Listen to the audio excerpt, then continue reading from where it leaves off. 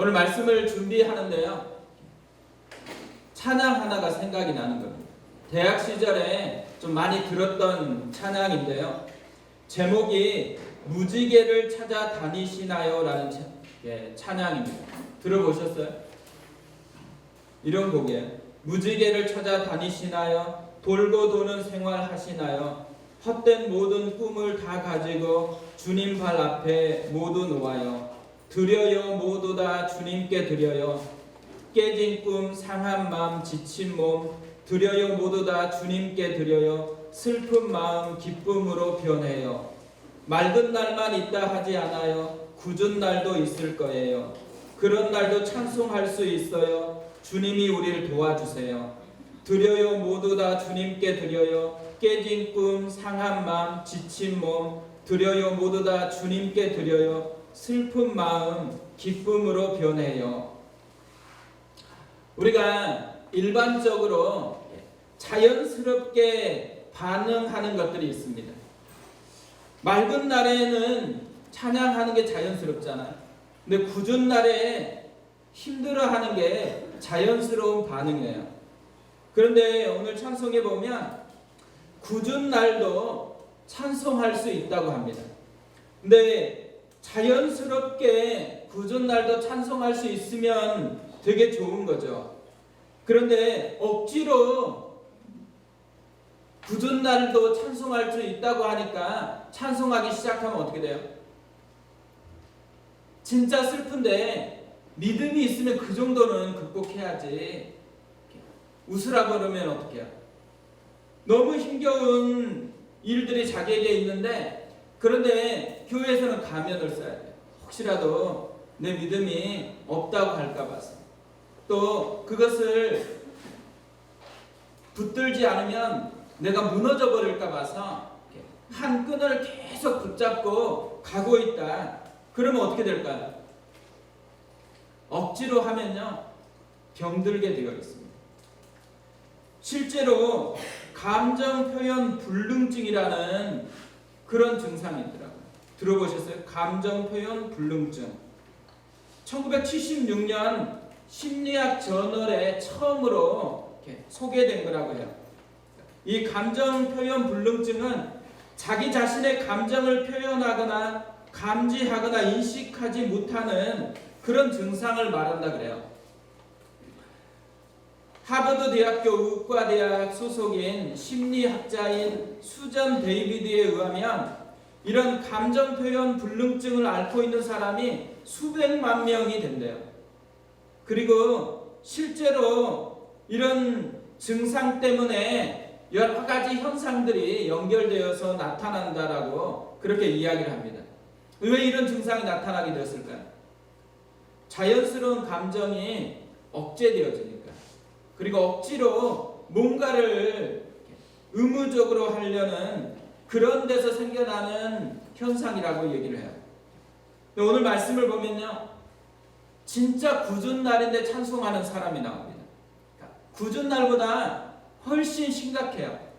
그런 상황에서도 찬송하는 사람이 나오고 있어요. 근데 이 사람이 억지로 하는 게 아니죠. 억지로 찬송하는 게 아니고 찬송할 수 있는 새로운 능력을 가지고 있기 때문에 그 속에서 흘러나오는 자연스러운 반응으로 찬송이 흘러나오고 있습니다. 바울이 그렇게 찬양하고 있는 게 오늘 본문의 이야기예요.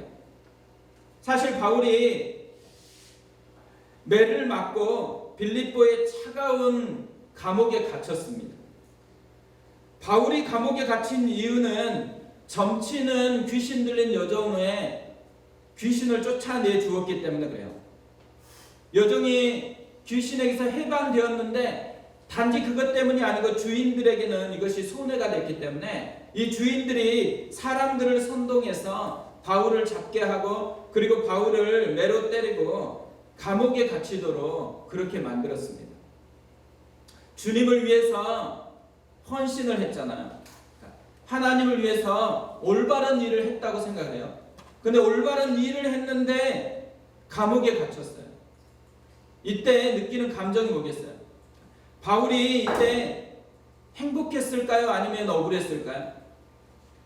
우리가 만약에 바울 같은 상황이다. 감옥이 아니고 그러니까 호텔이 아니고 감옥이거든요. 우리도 라오스 선교를 가는데 라오스 선교를 가서 우리 강전사님이 복음을 전하다가 잡혀가지고 감옥에 갇혔어요. 찬양할까요? 억울해할까요? 당해봐야지 알 겁니다. 우리가 지속적으로 하나님께 주님이 원하신다고 생각해서 그 뜻을 붙들고 살아가요. 그런데 지속적으로 주께 의지했는데 결과가 엉뚱한 게 나왔어요. 그럼 그때 우리는 그 결과를 붙들고서 찬양할까요? 아니면 억울해할까요? 우리가 주일날 싸우는 가정이 많습니다. 안 가려고 하는 남편 깨우다가 싸우고, 또 아이들 안 가려고 하니까 이 아이들 막 애써서 깨우잖아. 깨울 때 엄마의 마음에 뭐가 있는 거예요?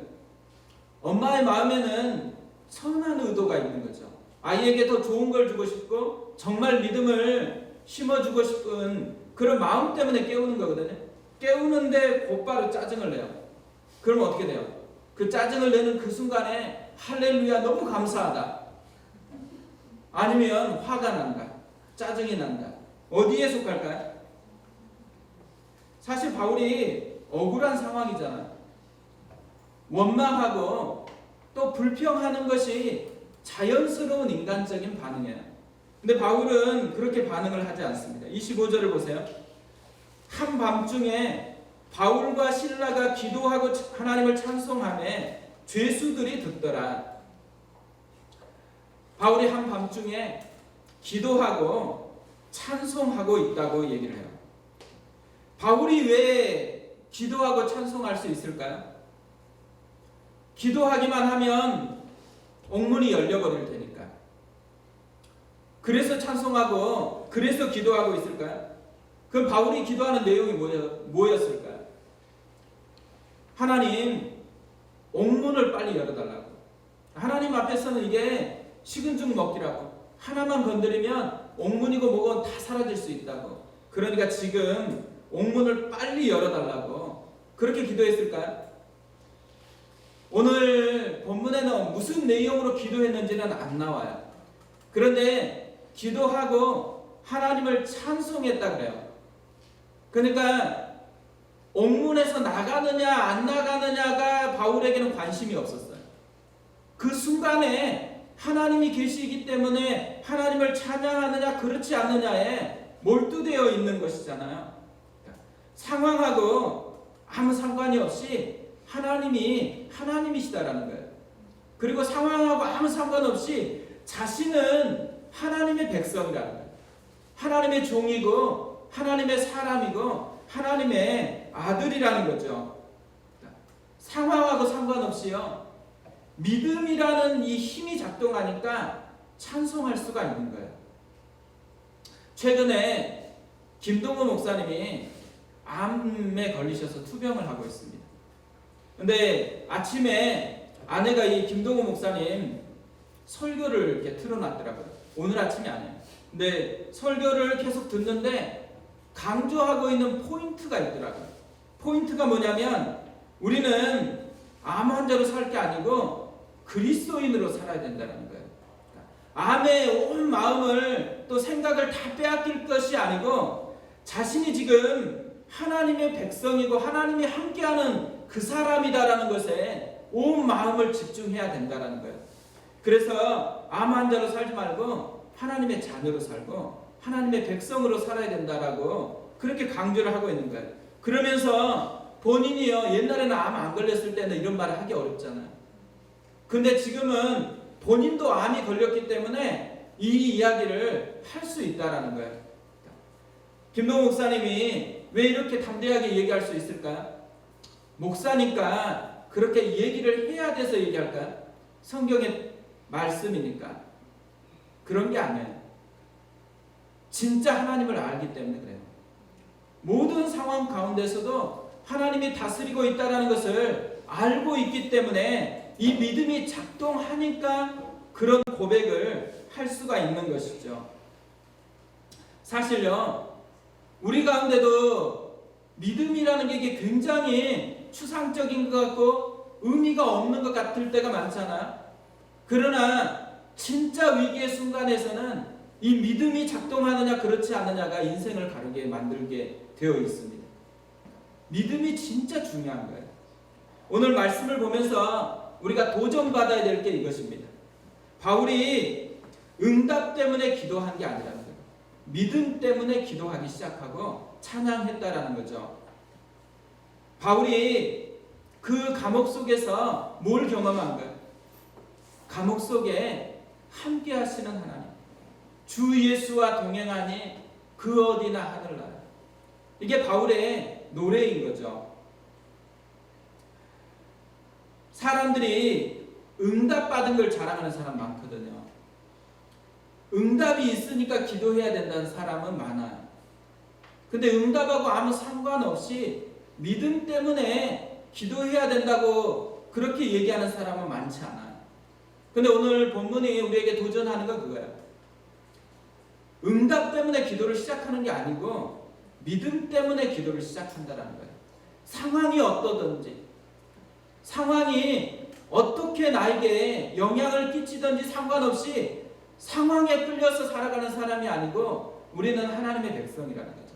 하나님이 그 상황 속에서도 다스리고 있는 분이고 하나님이 역사하는 그 믿음 때문에 하나님을 향해 기도하고 하나님 앞에 찬양할 수 있는 사람, 그 사람이 그리스도인이라는 거죠. 그래서 감옥에서도 찬양할 수 있고, 그래서 실패하는 현장에서도 찬양할 수 있고, 그래서 억울한 상황에서 찬양할 수 있고, 모든 곳에서 찬양할 수 있는 거예요. 그 능력이 우리에게 있다라는 거죠. 남이 없는 것, 남이 못 보는 것, 남이 절대로 흉내낼 수 없는 것, 그것을 소유하고 그것에 의해 살아갈 수 있는 사람, 그 사람이 그리스도인입니다. 바울과 실라에게는 감옥이 아니에요. 찬양하는 순간에 감옥은 성전이 되어지는 거죠. 하나님의 임재가 있는 보좌가 되어지는 거예요. 그리고 하나님의 품이 되어지는 것입니다. 결국 우리가 진짜 힘겨울 때 있잖아요. 진짜 감옥 같은 그 속에 빠져 있다고 생각할 때, 그때 우리 가운데 감옥을 감옥으로만 살아갈 것이냐, 감옥을 성전으로 바꿀 거냐, 기로에 서 있는 거예요. 근데 뭘로 그것을 바꿔낼 수 있어요? 믿음으로. 믿음으로 하나님 앞에 반응한 것으로 그것을 바꾸어 놓는다라는 거죠. 이렇게 바울이 믿음으로 반응할 때요, 어떤 일이 일어나요? 26절 보세요. 26절 보면, 이에 갑자기 큰 지진이 나서 옥토가 움직이고 문이 곧 다 열리며 모든 사람의 매인 것이 다 벗어진지라. 큰 지진이 나서 옥토가 움직였잖아요. 그래서 문이 열렸어요. 그리고 자기가 착고에 매여 있는데 이 착고가 풀려졌어요.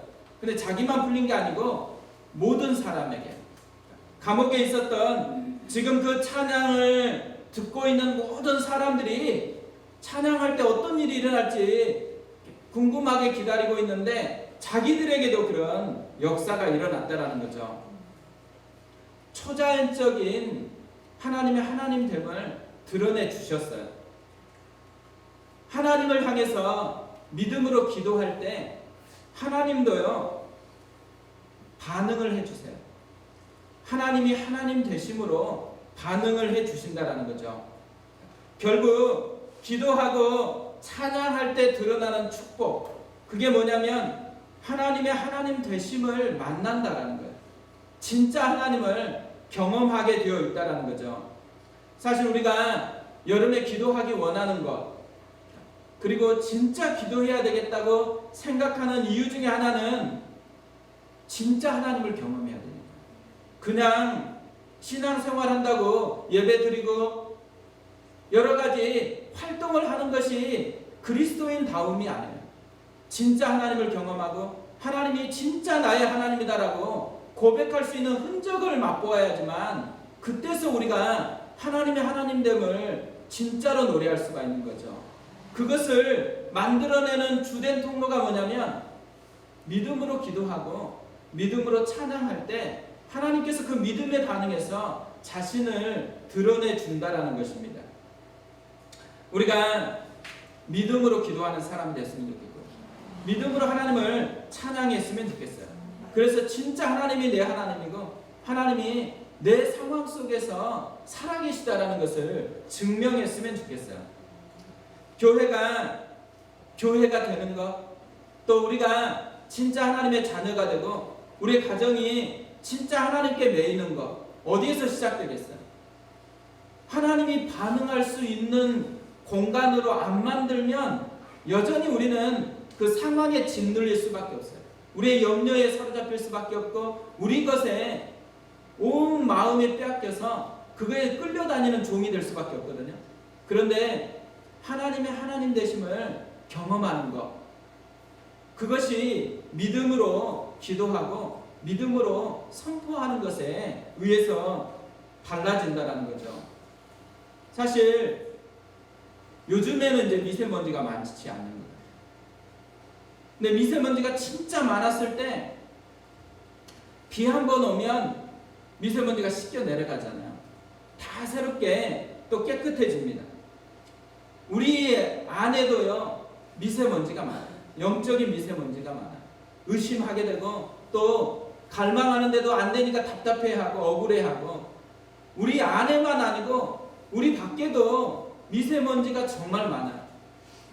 대화를 나눠보면 얼마나 많이 힘들어하는지 몰라요. 기도 제목을 이렇게 저한테 카톡으로 주시는 분들 보면 진짜 힘든 것 같아요. 그래서 사실 지금 이 순간이 힘들어가지고 그 힘든 한순간 한순간을 넘어서려고 하는 애쓰는 사람들이 많아요. 근데 이런 모든 하나하나의 이 미세먼지 같은 부분들이 우리를 다 잠식하여질 때 그때 뭘로 이것을 극복할 수가 있겠어요? 공기청정기 넣는다고 해서 다 해결되는 게 아니에요. 하나님의 한 방이 필요할 때가 있잖아요. 비가 내리고 하나님의 하나님 되심으로 말미암아서 청소가 시작될 때 그때 이런 부분에서 해방감을 가질 수 있는데 우리 안에 하나님께서 이런 미세먼지를 쓸어버리게 하는 비와 같은 역할을 만들어내는 그런 통로로 믿음의 기도와 믿음의 찬양을 활용하신다는 거죠. 예전에 읽었던 책인데요.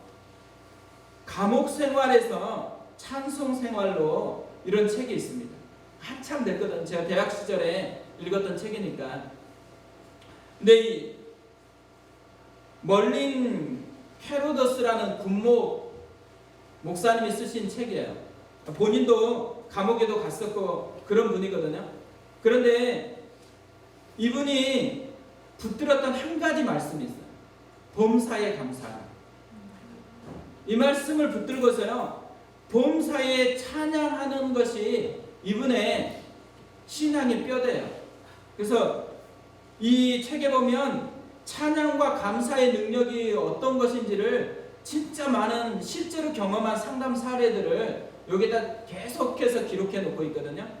한 가지 예를 들면 이런 것이에요. 월남전에 이분이 참전을 했나 봐요. 근데 월남전에 이제 장교 후보생들 훈련하는 그 부대에서 이분이 군목 생활을 하고 있었는데 한 후보생이 울면서 찾아온 거예요. 이렇게 요청을 했어요. 목사님, 저를 도와주세요. 제 아내가 이혼을 요구하고 있습니다. 그녀의 변호사가 사인할 서류를 제게 보내왔습니다. 저는 더 이상 훈련을 계속할 수 없습니다. 저를 도와주세요. 이때 이런 요구를 하면 어떻게 상담을 해야 돼요? 안 됐다고 해야 되잖아요. 근데 이때 이 멀리 목사님이 이렇게 이야기를 했어요. 우리 같이 무릎을 꿇고 아내가 이혼을 청구한 것에 대해 하나님께 감사드리세. 이 장교가 불평과 원망이 가득한 마음으로 이 목사님을 바라봤어요. 그러면서 왜 이런 일에 감사해야 되냐고 그렇게 물었어요. 그러자 몰리 목사님이 말씀을 펼쳤어요. 데살로니가전서 5장 18절. 범사에 감사하라. 이것이 그리스도 예수 안에서 너희를 향하신 하나님의 뜻이니라. 그래서 이 두 사람이 기도를 하기 시작했어요.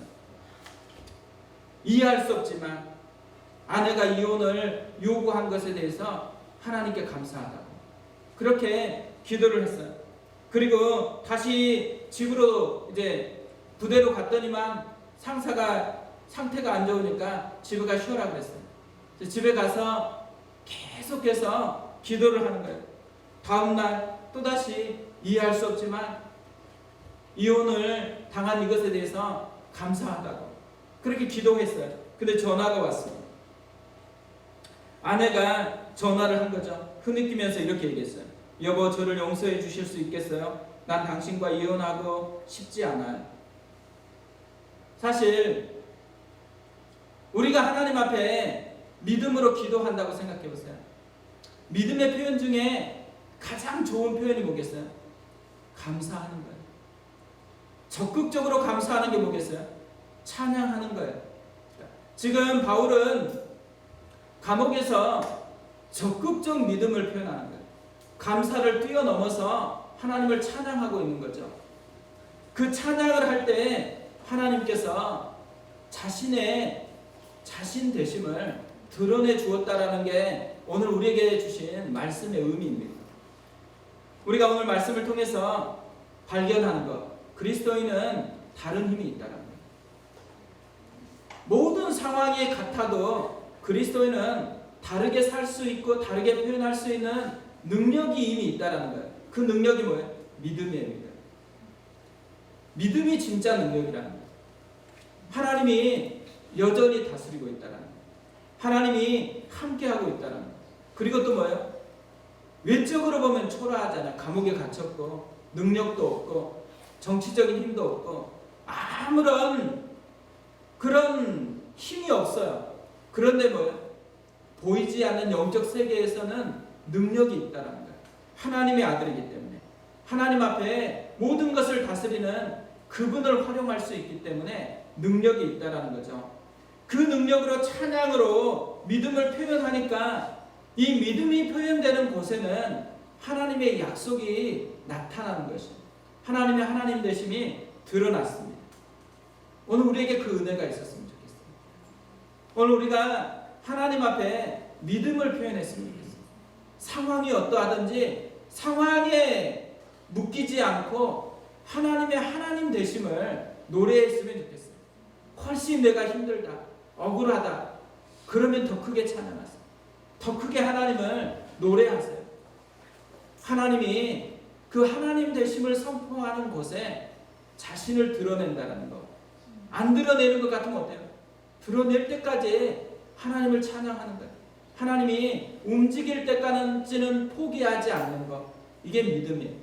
이것이 기적을 만들어내고 이것이 하나님의 크심을 우리 삶으로 가져오는 능력이 된다는 것. 이걸 경험했으면 좋겠어요. 이걸 경험하는 우리가 되고 이걸 경험하는 가정이 되어지고 이걸 경험하는 교회가 되어지는 그런 은혜가 있었으면 좋겠습니다.